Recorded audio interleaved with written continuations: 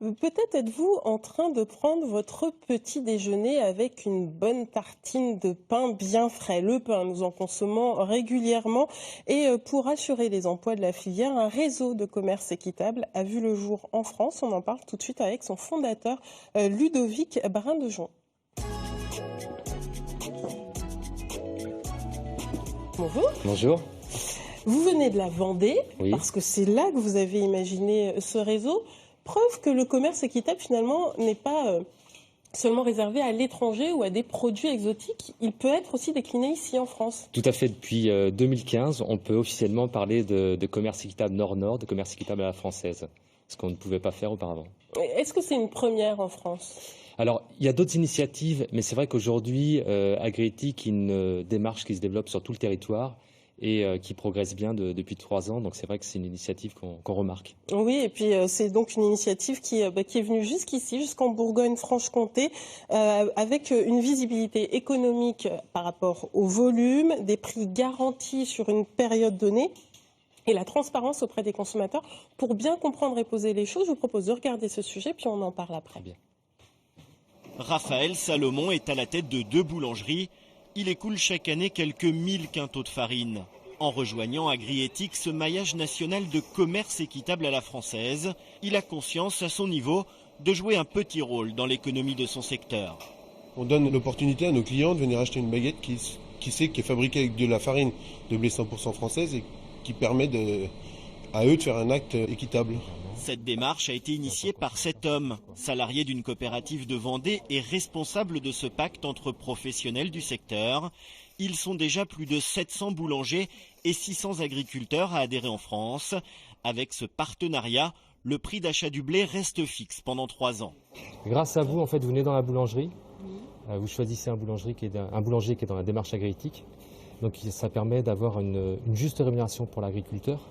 Et on est sur du commerce équitable en fait, mais à la française. Donc grâce à votre achat, vous êtes dans cette démarche-là. C'est une démarche solidaire. Du pain made in France avec de la farine made in France, c'est quelque chose qui pourrait vous donner envie d'acheter tout le temps votre pain ici, par exemple. C'est une bonne chose ? Ça peut, oui. Oui, c'est très intéressant. Pourquoi on a voulu se lancer dans cette démarche ? C'est justement de pouvoir se déconnecter des marchés qui sont des marchés des matières premières, le prix des marchés des matières premières qui est très fluctuant. Je dirais un coup ça peut être intéressant pour l'agriculteur, à d'autres moments pour le boulanger, le meunier. Et là l'idéal c'est qu'il y ait une répartition équitable de la valeur. Tout le monde s'y retrouve, une démarche gagnant-gagnant, démarche solidaire. Parmi les 15 moulins engagés sous cette bannière Agriéthique, il y a le groupe bourguignon Nico Meunerie.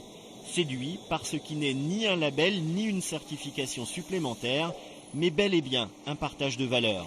Effectivement, l'agriculteur va être un petit peu plus rémunéré par le meunier dans un certain pourcentage, globalement 5%. Et ensuite, le meunier va aussi répercuter cette hausse d'achat du blé sur le boulanger dans la même proportion. Donc, ce qui veut dire qu'effectivement, le boulanger achète un tout petit peu plus cher sa farine pour en contrepartie rémunérer un tout petit peu plus l'agriculteur.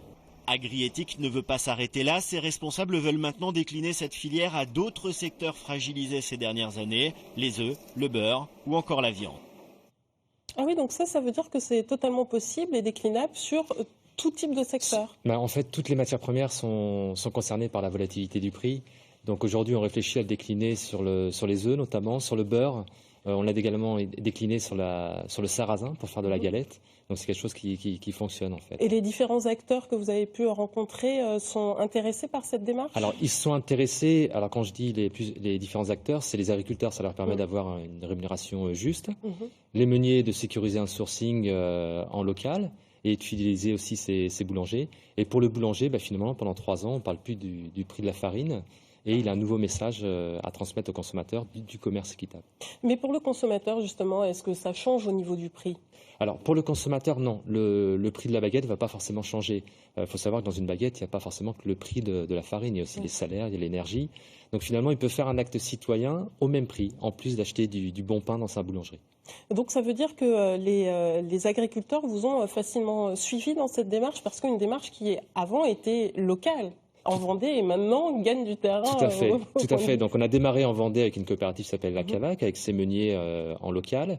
Et aujourd'hui, donc on l'a développé en Bourgogne-Franche-Comté. Donc il y a plus de 40 boulangeries dans votre région, dont notamment la Maison Roger en région dijonnaise, la boulangerie d'Auxonne aussi également, rue d'Auxonne, Instant Gourmand, donc à Dijon, et donc le boulanger d'Avalon qu'on vient de voir dans le reportage. Pour bien comprendre les choses, on va quand même revenir sur certains points. Ça veut dire que vous garantissez le prix du blé aux agriculteurs pendant 3 ans, c'est ça ? Exactement. On part du coût de revient, du coût de production du blé dans la région donnée pour fixer le prix du blé qui va être acheté par le meunier. Donc ça dépend du prix de chaque région, c'est ça ? Exactement. Agriéthique n'impose pas un prix dans une région donnée, elle ne peut pas, réglementairement parlant. Par contre, le prix est bien basé sur le coût de production dans la région donnée.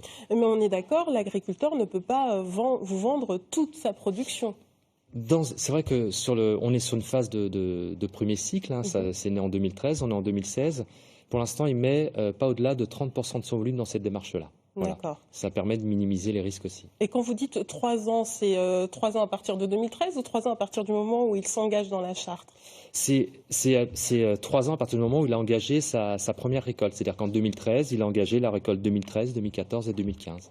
Et pourquoi cette période de 3 ans ? Alors, c'est une très bonne question. C'est vrai qu'aujourd'hui, alors là, on va rentrer dans le technique. Alors, on va sur pédagogique. Voilà. Donc, le problème, c'est que le marché du blé est extrêmement volatile. Hein, et il est régi par le marché du grain à Chicago, qui a un impact sur l'ensemble des prix au niveau mondial. Et sur 3 ans, on estime que voilà, le niveau de risque est pas trop important pour l'agriculteur et pour tous les partenaires. Et inférieur à 3 ans, l'engagement n'était pas assez, je dirais, réel. Voilà. D'accord. Et est-ce que vous pensiez quand même que ce réseau de commerce équitable allait prendre aussi vite sur notre territoire ? Disons que, si je peux me permettre, personnellement, j'en étais convaincu. J'étais convaincu par le concept. Donc, on est convaincu d'une chose, d'une idée, on va jusqu'au bout. Et c'est vrai qu'on voit les bénéfices pour tout le monde. Il y a un bénéfice pour l'agriculteur, il y a un bénéfice pour le meunier et également pour le boulanger. Donc, je ne vois pas pourquoi ça ne fonctionnerait pas.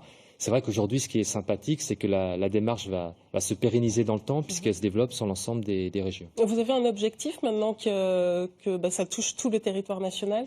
L'objectif, c'est de continuer progressivement et sûrement avec des partenaires qui partagent les mêmes valeurs, le développement de la filière blé, farine, pain en agriéthique, mais surtout de décliner également sur d'autres filières. On a pu le citer, les œufs, le beurre. Merci beaucoup d'être venu nous parler donc de votre démarche agriéthique. Donc ça veut dire que si vous achetez votre baguette avec ceci autour, c'est que vous partagez et que vous faites partie du commerce équitable français. Merci à vous. Merci.